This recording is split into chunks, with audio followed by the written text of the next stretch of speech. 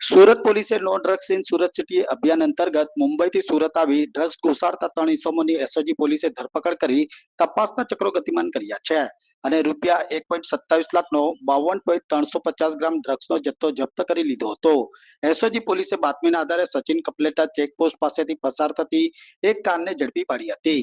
આ કારની તલાશી લેતા એસઓજી પોલીસ ટીમને ડ્રગ્સનો જથ્થો મળી આવ્યો હતો, જેથી એસઓજી ટીમે દાનિશ ઉર્ફે દાનિશ હારૂન કુરેશી, સૈયદ જહીર હુસૈન, મુજફ્ફર હુસૈન અને મનોજ શ્રાવણ ચૌધરી નામના 3 ઇસમોની ધરપકડ કરી હતી। આરોપી પાસેથી કુલ રૂપિયા 8.60 લાખનો મુદ્દામાલ જપ્ત કરી વધુ પૂછપરછ કરતા પેડલરો હવે શહેરમાં પોલીસની ભીસ વધતા રોડ માર્ગે ડ્રગ્સ ઘુસાડતા હોવાનો પ્રયાસ કરતા હોવાનું પણ જણાવ્યું હતું અને વધુ પૂછપરછમાં ડ્રગ કેસમાં મુંબઈ કનેક્શન બહાર આવ્યું હતું। જોકે એસઓજી પોલીસે શહેરમાં ડ્રગ્સ ઘુસાડે તે પહેલા 3 જેટલા ઇસમોને ઝડપી પાડી વધુ તપાસ સચિન પોલીસને સોંપવામાં આવી હતી।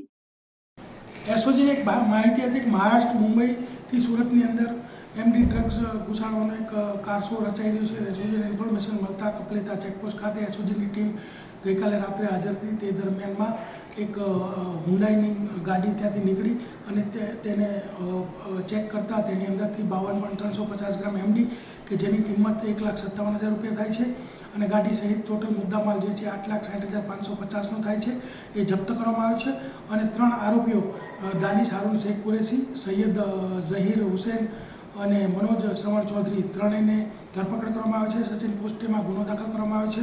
આ ત્રણેય આરોપીઓનો ઇતિહાસ એવો છે કે અગાઉ પણ સચિન પોસ્ટેમાં આ ત્રણેય વિરુદ્ધમાં એનડીપીએસનો ગુનો દાખલ કરવામાં આવ્યો છે।